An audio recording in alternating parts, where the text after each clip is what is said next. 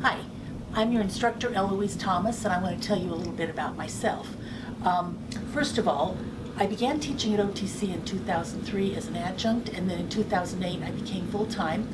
I teach psychology of personal adjustment, I teach psychology of aging and research methods, and some semesters I teach intro to psychology and lifespan development.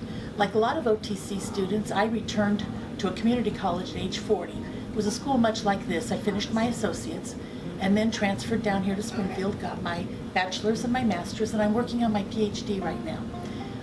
Because I'm a student, it helps me see life through the eyes of students, and especially because the PhD program I'm working on is entirely online, it's really helped me to understand what it's like to be an online student.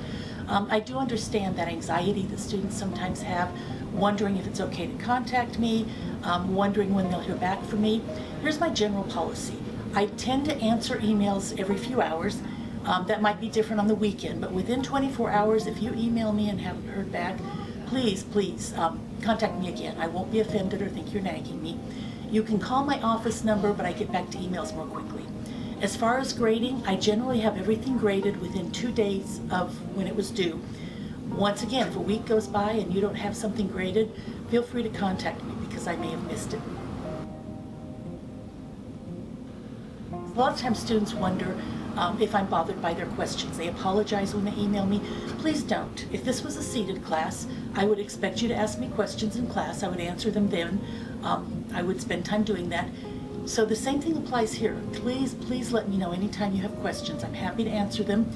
If you email me, as I said, and I don't get back to you, just feel free to email me again. Don't apologize for emailing me. I'm your instructor and I'm very happy to get back to you. Welcome to Psychology of Personal Adjustment. Okay, we hit the ground running, so I recommend that you get in and explore the course in Canvas as soon as possible. The more you look through it and know what's coming, the better off you'll be. On the home page, you're going to see directions for getting your ebook to launch in Canvas. And once you put in your access code, you'll be able to launch the chapters within the modules. Also, you'll have access to MindTap, which is the supplementary materials from the publisher.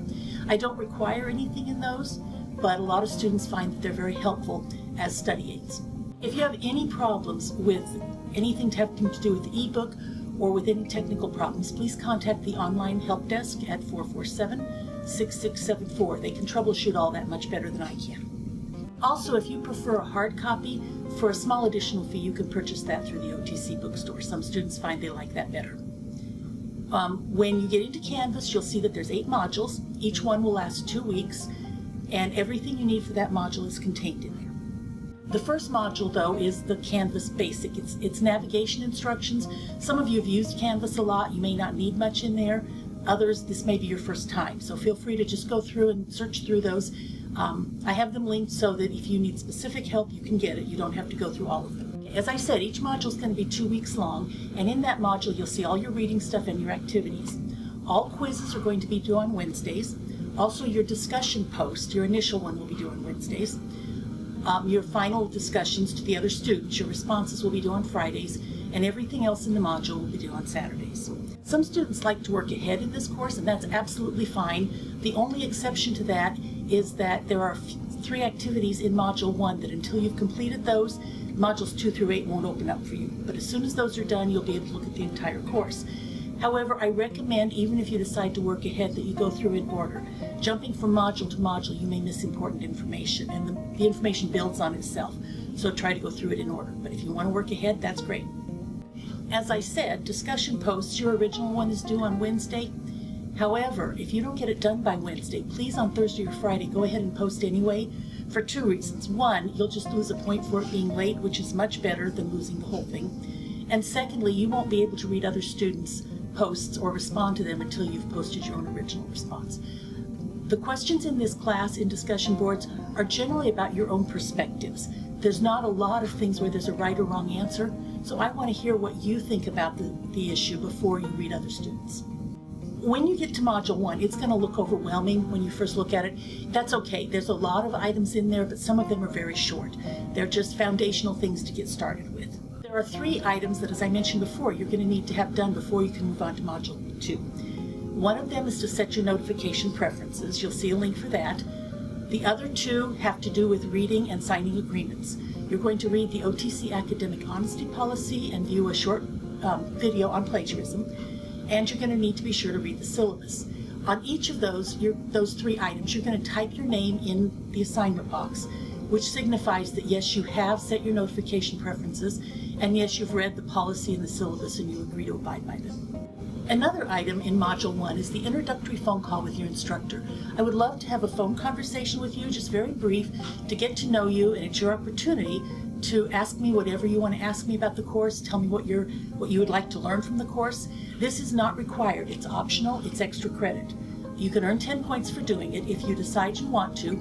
You'll see a scheduling app when you click on the phone call, and you'll go in there, pick a time that you would like me to call you. Be sure and fill out all the information, including your phone number, and I will call you at that time. One thing to keep in mind is it may come up on your phone as a private number. If that's a problem for you, just email me ahead of time and we'll make arrangements to do it differently. Finally, each week after I complete the grading, I'm going to post an announcement with some feedback from that week, as well as some reminders about upcoming activities.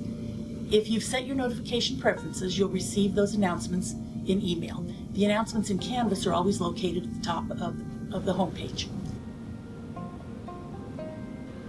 Now a bit about this course, Psychology of Personal Adjustment. It's much different than other psychology classes. Yes, we will talk about theories, we will talk about terms, but much less than in other classes. The main goal of this class is your personal growth and adjustment, just like the name says. So the assignments are very much designed for you to apply personally to your life.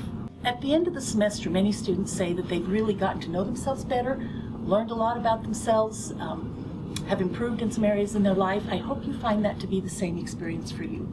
I really look forward to these next several weeks of getting to know you and walking with you on this personal journey. Is that good? That was good. Okay.